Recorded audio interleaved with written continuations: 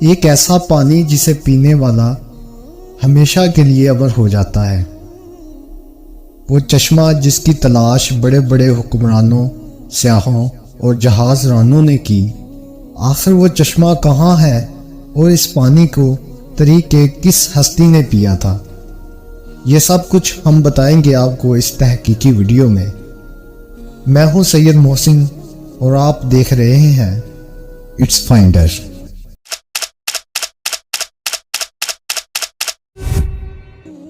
قدیم زمانے سے ہی محققین اور سیاحوں کا یہ ماننا تھا کہ زمین پر کہیں کسی مقام پر ایک ایسا چشمہ بھی موجود ہے جس کے پانی میں سبھی بیماریوں کو ٹھیک کرنے کے ساتھ ساتھ جسم کو امر بنانے کی قوت بھی موجود ہے۔ دنیا کے الگ الگ تہذیبوں اور علاقوں میں آب حیات یعنی فاؤنٹین آف یوتھ نامی اس چشمے کا ذکر ملتا ہے۔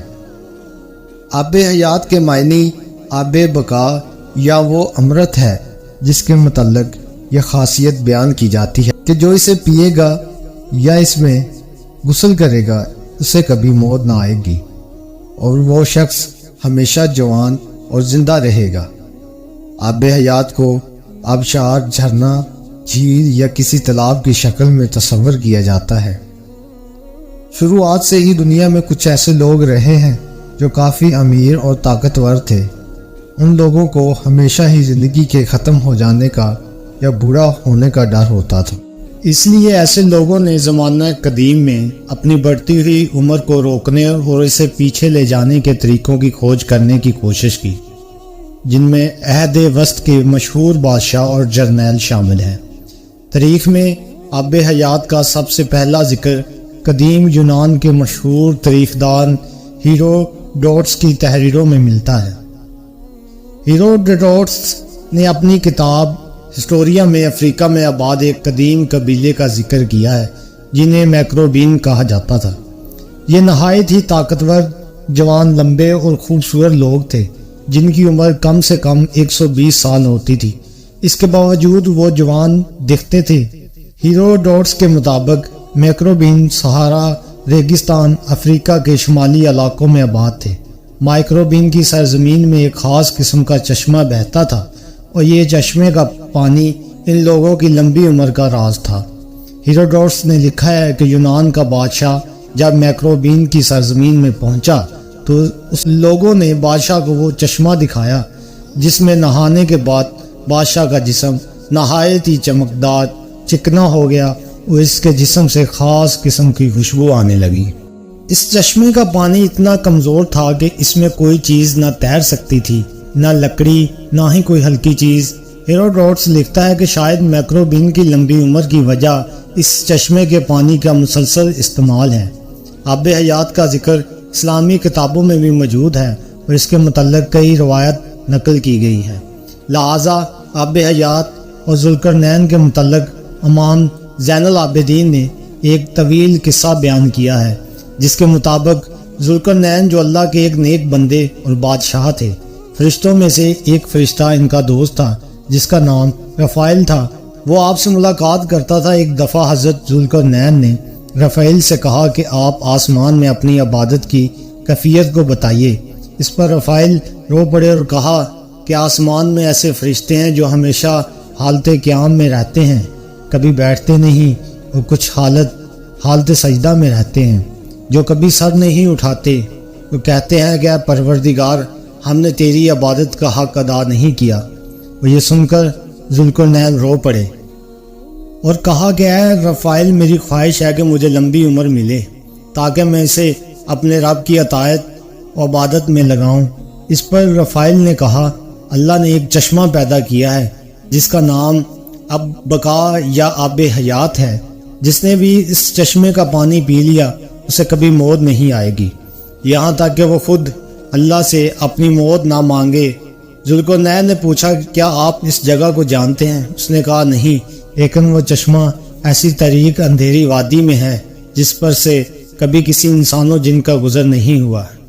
چنانچہ ذوالقرنین نے تمام صالحین علماء کو اپنے دربار میں جمع کیا اور ان سے آب حیات کے متعلق دریافت کیا۔ تمام لوگوں نے کہا کہ ہمیں ایسی کسی چشمے کے بارے میں علم نہیں ہے۔ البتہ ایک عالم نے ذوالقرنین سے کہا کہ میں نے آدم کی وصیت میں ان وادیوں کے بارے میں پڑھا ہے، یہ بھی سنا ہے کہ سام بن نوح کی اولادوں میں سے ایک شخص پیدا ہوگا جو اس چشمے کا پانی پیے گا۔ وہ چشمہ اسی مقام پر ہے جہاں سورج غروب ہوتا ہے، لہٰذا حضرت ذوالقرنین نے سامان سفر درست کیا، وہ چشمے کی تلاش میں نکل پڑے۔ حضرت ذوالقرنین نے اس سفر میں اپنے وزیر کو بھی ساتھ لے لیا تھا جن کا نام حضرت خضر علیہ السلام تھا، اور آپ ذوالقرنین کے خالہ زاد بھائی تھے۔ ذوالقرنین نے اپنے لشکر کے ساتھ مسلسل 12 برسوں تک یوں ہی مغرب کی طرف سفر کرتے رہے، اور ایک طویل سفر طے کرنے کے بعد آخر کار یہ لوگ اس وادی کے کنارے پہنچ گئے۔ ذوالقرنین نے اپنے لشکر سے 6000 قابل ترین سپاہیوں کو لے کر اس اندھیری وادی میں داخل ہوئے، جن میں خضر علیہ السلام بھی تھے۔ اس وادی میں داخل ہوتے ہی اچانک طوفان آ گیا اور زوردار بجلیاں چمکنے لگی۔ ذوالقرنین کا لشکر بکھر گیا، اور کچھ دیر بعد جب طوفان تھما تو حضرت ذوالقرنین دانی طرف جا پہنچے تھے، جبکہ حضرت خضر علیہ السلام بائیں جانب چلے گئے۔ خضر علیہ السلام اس تاریک راہ میں بھٹکتے ہوئے چشمہ حیات تک جا پہنچے۔ آپ کو شدید پیاس لگی تھی، لہذا آپ نے اس چشمے کا پانی پیا۔ اس نے غسل کیا اور اس پانی سے وضو بنایا۔ یہ چشمہ دودھ سے زیادہ سفید اور شہد سے زیادہ میٹھا تھا۔ وہیں ذوالقرنین ان تاریک وادیوں سے گزر کر باہر نکل گئے، لیکن انہیں وہ چشمہ نہیں ملا، کیونکہ آب حیات ذوالقرنین کے مقدر میں نہیں تھا، جبکہ اس پانی کو پینے کی وجہ سے حضرت خضر کو حیات جاودانی حاصل ہوئی اور آپ ہمیشہ زندہ رہیں گے۔ الیگزینڈر رومانس نامی فارسی تصنیف جو دنیا کے سب سے بڑی سلطنت قائم کرنے والا بادشاہ اسکندر اعظم کے سفر کے متعلق لکھی گئی، ان تحریروں میں آب حیات کا ذکر ملتا ہے، جس میں بتایا گیا ہے کہ اسکندر اعظم اپنی سپاہیوں کے ساتھ چشمہ حیات کی تلاش میں نکلا تھا، اور لمبے سفر کے دوران وہ اس طریق سرزمین کے قریب جا پہنچا تھا۔ کہتے ہیں کہ جب اسکندر اپنے سپاہیوں کے ساتھ اس طریق وادی میں پہنچا تو اسے ایک ندی ملی۔ اس نے اس ندی کے کنارے پڑاؤ ڈالا۔ اس نے کھانے کے لیے مچھلیاں اور پرندوں کو پکڑ لیا، لیکن جب سپاہیوں نے ان پرندوں کو اس ندی کے پانی سے دھویا تو وہ دوبارہ جی اٹھے اور وہاں سے اڑ گئے۔ اسکندر اعظم کا ماننا تھا کہ وہ ندی جنت کے کسی ندی سے بہہ کر اس زمین پر آ رہی ہے، اس لیے اس میں زندگی دینے کی طاقت تو قدرت موجود ہے۔ اس پانی کو اسکندر نے پیا یا نہیں، اور وہ سرزمین کون سی تھی، اس کے متعلق تاریخ خاموش نظر آتی ہے۔ اگر غور کریں تو اسی طرح کا واقعہ حضرت موسیٰ علیہ السلام کے متعلق قرآن مجید میں موجود ہے، جس میں آب حیات کی طرف اشارہ کیا گیا ہے۔ واقعہ کچھ یوں ہے کہ موسیٰ علیہ السلام ایک دفعہ بنی اسرائیل میں خطبہ دے رہے تھے تو ایک شخص نے پوچھا کہ لوگوں میں سب سے زیادہ علم کس کے پاس ہے؟ حضرت موسیٰ نے جواب دیا کہ میرے پاس۔ اس پر اللہ نے حضرت موسیٰ کی طرف وحی کی کہ آپ کو میرے بندوں میں سے ایک بندہ 2 دریاؤں کے ملنے کے مقام پر ملے گا، جسے میں نے اپنے علوم میں سے ایک علم عطا کیا ہے جو آپ کے پاس نہیں ہے۔ موسیٰ علیہ السلام نے ان سے ملنے کی خواہش کی۔ اللہ نے حکم دیا کہ اپنے ساتھ ایک مردار مچھلی کو لے لیجئے اور 2 دریاؤں کے ملنے کی جگہ پر جائیے، اور جہاں وہ مچھلی گم ہو جائے وہیں آپ کی ملاقات اس بندے سے ہوگی۔ لہٰذا موسیٰ علیہ السلام نے اپنے ایک خادم کو ساتھ لیا اور نمک لگے ہوئے ایک مچھلی کو زنبیل میں رکھ کر سفر پر نکل پڑے۔ جب وہ چٹانی علاقوں میں پہنچے تو اس زنبیل کو ایک چٹان کے اوپر رکھا تو اچانک وہ مچھلی زندہ ہو گئی اور جھرنے کے ایک راستے کے ذریعے ندی میں چلی گئی۔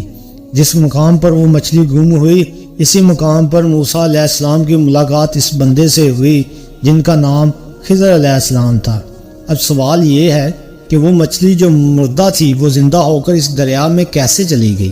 لہٰذا امام ابن کثیر اور طبری جیسے جلیل القدر مفسرین کا قول ہے کہ جس چٹان پر موسیٰ علیہ السلام نے اس مچھلی کو رکھا تھا، اس کے نیچے آب حیات کا چشمہ تھا، اسی پانی کے چھینٹوں کے پڑنے کی وجہ سے مچھلی زندہ ہو گئی تھی۔ اسی طرح ایک لاطینی سیاح جون مینڈیول کی کتاب ٹریلوس آف سر جون مینڈول میں بھی چشمہ حیات کا ذکر ملتا ہے، جس کے مطابق ہندوستان کے جنوبی علاقوں میں موجود غلام یعنی مالابار جزیروں میں ایک پہاڑی سلسلہ ہے اور اسی مقام پر آب حیات کا وہ چشمہ موجود ہے۔ اپنی تصنیف میں جان مینڈول نے لکھا ہے کہ سفر کے دوران جب وہ غلام کے علاقوں میں پہنچے تو وہاں انہیں ایک ایسا کنواں ملا تھا جس میں مختلف مصالحوں کی خوشبو آتی تھی، اور یہ خوشبو ہر گھنٹے بعد بدل جاتی تھی۔ مقامی لوگوں کے مطابق اس کنویں کے پانی سے بیماریاں ٹھیک ہوتی تھی۔ اس کا پانی پیتے رہنے سے انسان بہت لمبے وقت تک جوان بنا رہتا تھا، جسے ویل آف یوتھ کہا جاتا تھا۔ 11ویں صدی میں آب حیات کی کہانیاں پھر سے تب مشہور ہوئی جب سال 1165 عیسوی میں پریسٹن جان نے بازطینی بادشاہ کو ایک خط لکھا جس میں انہوں نے افریقہ کے ایک علاقے کا ذکر کیا تھا۔ ان کے مطابق ایتھوپیا کے قریب ایک واٹر آف فاؤنٹین یعنی چشمہ تھا جس کے پانی میں یہ خاصیت تھی کہ اس میں نہانے والے شخص کی عمر طیف کی ہو جاتی تھی، خواہ وہ کتنا ہی بوڑھا کیوں نہ ہو۔ چشمہ حیات کا ذکر انجیل کی کتاب یوحنا میں بھی ملتا ہے۔ یوحنا کے مطابق پھر اس نے مجھے بلور کی طرح چمکتا ہوا آب حیات کا ایک دریا دکھایا جو خدا کے تخت سے نکل کر اس شہر کے درمیان میں بہتا تھا۔ اس دریا کے باہر زندگی کا درخت تھا۔ کتاب یوحنا کے مطابق جو شخص بھی آب حیات کے اس چشمے میں داخل ہوگا اس کے جسم میں موجود ہر تکلیف اور ہر زخم ٹھیک ہو جائے گا۔ جبکہ ایک نظریہ یہ ہے کہ آب حیات زیر زمین یعنی انڈر گراؤنڈ دنیا میں موجود ہے۔ کئی سیاحوں نے زیر زمین دنیا کو کھوجنے کے دعوے بھی کیے، لہٰذا ممکن ہے کہ آب حیات زمین کے اندر کسی مقام پر موجود ہو اور تا قیامت اسے انسانی نظروں سے چھپا دیا گیا۔ تو ناظرین کرام، یہ تھی آج کی ویڈیو۔ اگلی ویڈیو کے ساتھ حاضر ہوں گے، تب تک کے لیے اللہ حافظ۔